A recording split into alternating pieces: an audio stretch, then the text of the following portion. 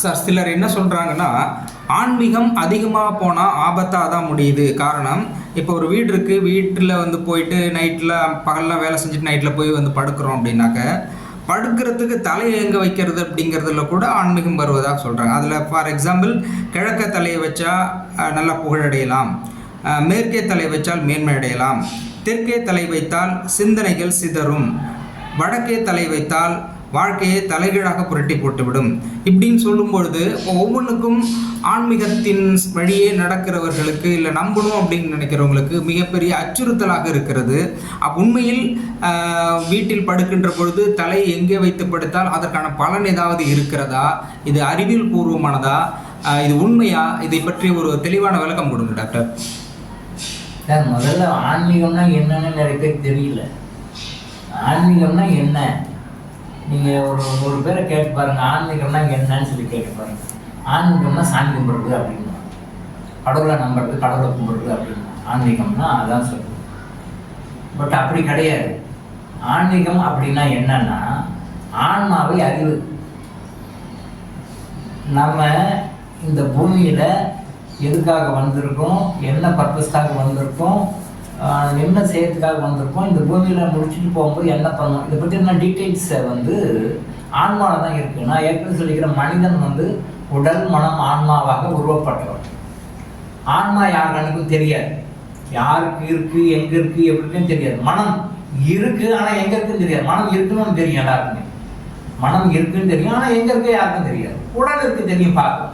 அப்போ உடலை பார்க்குறோம், மனதை அறிகிறோம், ஏதோ இருக்குது, அவ்வளோதான். ஆன்மா பற்றி ஒன்றுமே இல்லை, எதுவுமே தெரியாது, டோட்டலாக தெரியாது. இறக்கும்போது மட்டும் சொல்லுவோம் அவருடைய ஆன்மா சாந்தி ஆகட்டும், இறக்கும்போது மட்டும்தான் அவருடைய ஆன்மா சாந்தி ஆகட்டும். அந்த ஆன்மா இவ்வளோ நாள் எங்கே இருந்து என்னன்னு தெரியாது. அந்த ஆன்மாவை உணர்வது தான் ஆன்மீகம். அப்போது வாழ்க்கையை நமக்கு எப்படி வாழணும் சொல்லிக் கொடுக்குறது ஆன்மீகம், அவ்வளோதான், சிம்பிள். இந்த ஆன்மீகம் வந்து ஒரு மனிதன் சந்தோஷமாக மகிழ்ச்சியாக வாழ்ந்து இறைவனை அடையணும். இறைவன் கிட்ட நம்ம வந்திருக்கிறோம், திரும்ப இறைவனை அடையணும். இதுதான் நம்ம டியூட்டி, வேற ஒன்றுமே கிடையாது. இறைவன் கிட்ட இருந்து கிளம்பி வரோம், சில விஷயங்களை கற்றுக்கொண்டு திரும்ப இறைவனை அடையணும், அவ்வளோதான். ஞானத்தை பெற்று இறைவனை அடையணும். இறைவன் கிட்ட இருந்து வரோம், திருப்பி இறைவனை அடையணும். இதை பற்றி சொல்றது ஆன்மீகம். அந்த ஆன்மீகத்தில் வந்து இறைவனை அடைவதற்கு நீங்கள் ஆரோக்கியமாக இருக்கணும். ஆரோக்கியமாக இருந்தால் தான் இறைவனை பற்றி நினைக்க முடியும். இன்னும் நோய்வாய்ப்பட்டிருக்கவங்களை பற்றி நினைக்க முடியாது இல்லையா? அப்போது ஆரோக்கியமாக இருப்பதற்கு என்ன செய்யணும் அப்படின்ற வழிகளை, கடவுளை அடைவதற்குண்டான வழிகளை ஸ்டெப் பை ஸ்டெப்பாக நிறைய சப்ஜெக்ட்ஸ் சொல்லிட்டு வரும்போது அது ஒரு சப்ஜெக்ட் ஹெல்த்து. அந்த ஹெல்த்தோடு நீங்கள் எப்படி இருக்கணுன்றதுக்காக சொன்ன விஷயங்கள் தான். ஸோ ஆன்மீகம்ன்ற விஷயம் வந்து நீங்கள் ஆரோக்கியமாக இருக்கிறதுக்கான வழிகளை சொல்லுது. ஏன்னா நீங்கள் ஆரோக்கியமாக இருந்தால் தான் அடுத்த ஸ்டெப்பே பண்ண முடியும், வாழ்க்கை நீங்கள் இயங்கவே முடியும். அதுக்காக வாழ்க்கையில் நம்ம காலையில் எழுதுலேருந்து நைட்டில் படுக்கிற வரைக்கும் எப்படி எப்படியெல்லாம் நடக்கணும்னு நம்மளோட நீதிநூல்கள் அறநூல்கள் ஆன்மீகத்தில் சொல்கிறாங்க, ஆன்மீகத்தில் இருக்குது. அந்த மாதிரி சொன்னது ஒரு விஷயம் தான் இப்போ நீங்கள் சொன்ன யாராவது இந்த திசையில் எப்படி தலை வச்சு படுக்கணும்னு சொல்லிட்டு. அதில் யாராக இருந்தாலும் கிழக்கு பக்கம் தலை வச்சு படுக்கிறது நம்பர் ஒன். தெற்கு பக்கம் தலை வச்சு படுக்கிறது நம்பர் 2. மேற்கு பக்கம் தலை வச்சு படுக்கிறது நம்பர் 3. வடக்கு பக்கம் தலை வச்சு படுக்கிறது நம்பர் 4. தலை அப்படின்னா நான் சொல்ற டைரக்ஷனா தலை இருக்கணும், அதுக்கு ஆப்போசிட்ல கால் இருக்கணும். 2 டைரக்ஷன் சொன்னா கன்ஃபியூஸ் ஆகும். உங்களுடைய தலையை நீங்க படுக்கும் பொழுது தட் ஷுட் ஃபேஸ் ஈஸ்ட், கிழக்க பார்க்கணும். உங்க தலை வந்து கிழக்குல பார்த்த மாதிரி இருக்கணும். அதுதான் நம்பர் 1. நம்பர் 2, அது இல்லை அப்படின்னா தெற்கு செகண்ட் சாய்ஸா வச்சுக்கோங்க, தெற்கு பக்கம் படுக்கும். இது 2. அதுவும் பாசிபிள் இல்லைன்னா மேற்கு வெஸ்ட். இந்த தலை வந்து வெஸ்டை நோக்கி இருக்கும். It should be towards west wide sleeping. கடைசி வந்து ஆப்ஷன் வந்து நார்த். இந்த 4 திசையிலுமே தலை வச்சு படுக்கும்போது ஒரு பர்பஸ் உண்டு. ஃபார் எக்ஸாம்பிள், நீங்கள் வந்து சப்போஸ் உடம்பு சரியில்லாமல் இருக்கீங்க, உங்களுக்கு நல்ல ஆரோக்கியம் வேணும், ஹாஸ்பிட்டலைஸ் ஆகி வந்திருக்கிறீங்க அப்படின்னு சொல்லும் பொழுது நீங்கள் ஈஸ்ட் சைடில் வந்து தலை வச்சு படுத்தீங்க அப்படின்னு சொல்லி சொன்னால் அந்த நோய் சீக்கிரமாக குணமாகும். நீங்கள் மருந்து ட்ரீட்மெண்ட் ஒரு பக்கம் எடுத்தாலும் இது அதனுடைய ஸ்பீடி ரெக்கவரி கொடுத்து உங்களை குயிக்காக ரெக்கவர் ஆக வைக்கும். 2வது தெற்கு. அதே மாதிரி உடம்பு சரியில்லாமல் முடியாமல் இருக்கும்போது நீங்கள் தெற்கு தலை வச்சு படுத்தீங்கன்னா உங்களோட உடம்புல இருக்கிற ப்ராப்ளம் எல்லாம் சீக்கிரம் க்யூர் ஆகும். மேற்கு அதுக்கு ஒரு பவர் இருக்குது, வடக்கு அதுக்கு ஒரு பவர் இருக்குது. இந்த மேற்கு பக்கம் படுத்தோம் அப்படின்னு சொல்லி சொன்னால் மைண்டு வந்து வைப்ரேஷன் ஆகிட்டு இருக்கிறவங்களுக்கு வந்து சில பேருக்கு ட்ரிகர் ஆகும். அந்த உளைச்சல் மனக்குழப்பம் அப்படின்றது மேற்கு பக்கம் படுக்கிறவங்களுக்கு கொஞ்சம் அதிகமாக இருக்கும். ஆனால் முடிஞ்ச வரைக்கும் மேற்க கூட அவாய்ட் பண்ணுங்கள். வடக்கு அது யோகியர்களுக்கு மட்டுமே உள்ளது. குண்டலி யோகம் போன்ற யோகம் செய்பவர்களுக்கு மட்டுமே தான் வடக்கு பொருந்தும். சில நூல்களில் தவறாக எழுதுறாங்க. இப்போ நான் சொன்ன விஷயத்தை தவறி மற்ற விஷயங்களுக்கு மாறி மாறி எழுதுறாங்க, இந்த டைரக்ஷன். பட் அதெல்லாம் தவறாக சொல்கிறாங்க. அதாவது தெரியாமல் தவறாக சொல்கிறாங்க. நம்ம ஒரு விஷயத்த சொல்கிறோன்னா அது ஒரு மாஸ் மீடியா பார்க்குறாங்கன்னா அந்த மாஸ் மீடியாவுக்கு நம்ம தப்பான ஒரு இன்ஃபர்மேஷன் கொடுத்தா கூட அது நம்மளுடைய பேட் கர்மா, அது நம்ம கர்மா சேரும். நான் ஒரு விஷயத்தை உங்களுக்கு சரியாக சொன்னால் அது குட் கர்மா. நான் உங்களுக்கு தவறான விஷயத்தை நான் உங்களுக்கு சொல்லி அதை நீங்கள் ஃபாலோ பண்ணிங்கன்னா அதனுடைய கெட்ட படங்களை நான் அனுபவிச்சே ஆகும், அது தவறு. அதனால் நான் முழுமையாக தரவாக 100% பர்ஃபெக்ட் நான் மட்டும்தான் நான் சொல்லுவேன், அதர்வைஸ் நான் சொல்ல மாட்டேன். அப்படி சொல்லவும் கூடாது. ஏதோ 4 விஷயம் தெரிஞ்சுக்கிட்டு ஏதோ நாமளும் சொன்னால் நாமளும் யூடியூப்பில் சொல்கிறோம், நாமளும் ஃபேஸ்புக்கில் சொல்கிறோம், இன்ஸ்டாகிராமில் சொல்கிறோம்னு சொல்லக்கூடாது. தப்பாக சொன்னோம்னா அது பனிஷ்மெண்ட் நம்மளுக்கு கண்டிப்பாக வந்து எஸ்கேப் ஆகவே முடியாது.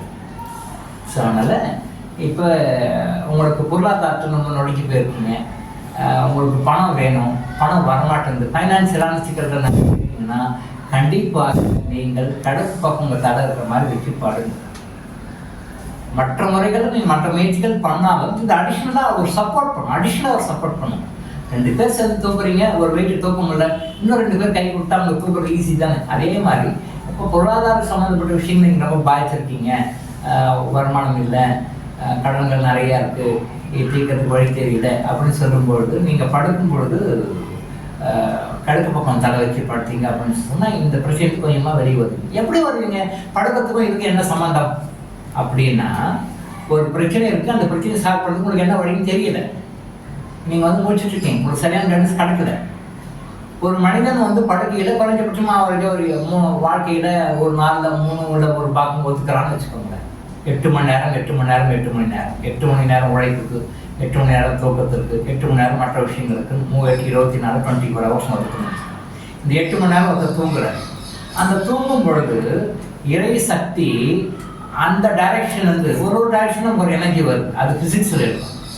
ஒரு டைரக்ஷன் நமக்கு வந்து 24 ஹவர்ஸ் நாம் வந்து அந்த வேவ் லென்த்தில் தான் இருக்கும். நிறைய அது என்ன சொன்னால் அந்த மில்லியன்ஸ் ஆஃப் வேவ்ஸ் நம்மளை கிராஸ் பண்ணி போயிட்டுருக்கு. மில்லியன்ஸ் ஆஃப் வேவ்ஸ் நம்மளுக்கு கிராஸ் பண்ணி போயிட்டு நம்ம கிராஸ் பண்ணி போயிட்டே இருக்குது. 24 ஹவர்ஸ் 365 டேஸ் போயிட்டே இருக்குது.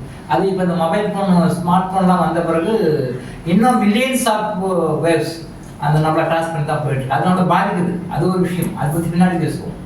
பட் இப்போ கிழக்கு பக்கம் தலைச்சு படுக்கணும்னா அந்த சைட்லேருந்து வர வேவ்ஸ், பாசிட்டிவ் வேவ்ஸ் நம்ம பிரெயினை டச் பண்ணி நம்ம பிரெயினில் சில மாற்றங்களை எல்லாம் உருவாக்கிட்டு போகும், கிராஸ் பண்ணி போயிட்டே இருக்கும். அந்த பிரெயின் என்ன பண்ணணும்னா ரைட் பிரெயின், லெஃப்டோட ரைட் பிரெயின் ஆக்டிவேட் பண்ணி உங்களுடைய பண பிரச்சனைகளை, பொருளாதார பிரச்சனைகளை, கஷ்டங்களை போக்குவதற்கு என்ன வழியில் போனால் நீங்கள் இருந்து வெளியே வருவீங்க, என்ன வழியை ஃபாலோ பண்ணால் நீங்கள் வெளியே வருவீங்க என்ற விஷயங்களை உங்களுக்கு உங்கள் மூளையின் மூலமாக, உங்கள் செயல்கள் மூலமாக, உங்கள் கற்பனை திறன் மூலமாக பல விஷயங்களாக உங்களுக்கு அது காட்டி கொடுக்கும். இதே மாதிரி தான் ஹெல்த்தை பொறுத்த வரைக்கும் மற்ற லைஃப்பில் எல்லாத்துக்கும் 4 டைரக்ஷன் ஒரு பவர் இருக்குது. அதில் ஈஸ்ட்லேருந்து வர்றது வந்து மெயினாக பணப்பிரச்சனை, பண ப்ராப்ளம், பணம் சம்மந்தப்பட்ட பிரச்சனை இருக்கிறவங்க கடுக்கு பக்கம் தலை வச்சு படுத்தீங்க அப்படின்னு சொன்னால் இந்த பிரச்சனை எப்படி போக்குறதுக்கு உண்டான வழிகளை இறைவன் அந்த திசையிலிருந்து நமக்கு அமைச்சிட்டு இருக்கான். அதை நம்ம ரிசீவ் பண்ணிக்கிறோம். ரிசீவ் பண்ணிக்கும் போது அதன் சம்மந்தப்பட்ட விஷயங்கள் நம்மளுடைய மைண்டையும், நம்மளுடைய உடல்லையும், நம்மளுடைய எண்ணங்கள்லையும், நம்மளுடைய ஆறாவதையும் செயல்பட்டு அந்த பண பிரச்சனையை நீங்கி நிம்மதியாக இருக்கிற மாதிரி நம்ம அந்த வழிக்கு போயிடுவோம். ஸோ அப்போ பண பிரச்சனைகள் இருக்கிறவங்க என்ன பண்ணணும், உழைக்கிறாங்க, முயற்சி பண்ணுறாங்க. பட் இருந்தாலும் கிழக்கு தலை வச்சு படுக்கலாம். அது படுத்தோம்னா உங்களுக்கு பல பிரச்சனைகள் சால்வ் ஆகும், பணம் சம்மந்தப்பட்ட. ஸோ இந்த மாதிரி எல்லா டைரக்ஷனும் ஒரு படம் இருக்குது. கிழக்கு திசையை பணம் சம்மந்தப்பட்ட பிரச்சனைகள் தீர்ந்து நிம்மதியாக இருக்க பயன்படுத்திக் கொள்ளுங்கள். டாக்டர் இளங்கோ ஆயுஷ் ஹாஸ்பிட்டல் வழங்கும் விழிப்புணர்வு இது. தொடர்ந்து இது மாதிரி பல அவேர்னஸ் வீடியோக்களை பார்க்க நம்ம சேனலை சப்ஸ்கிரைப் பண்ணிட்டு பெல் பட்டனை ப்ரெஸ் பண்ணுங்க.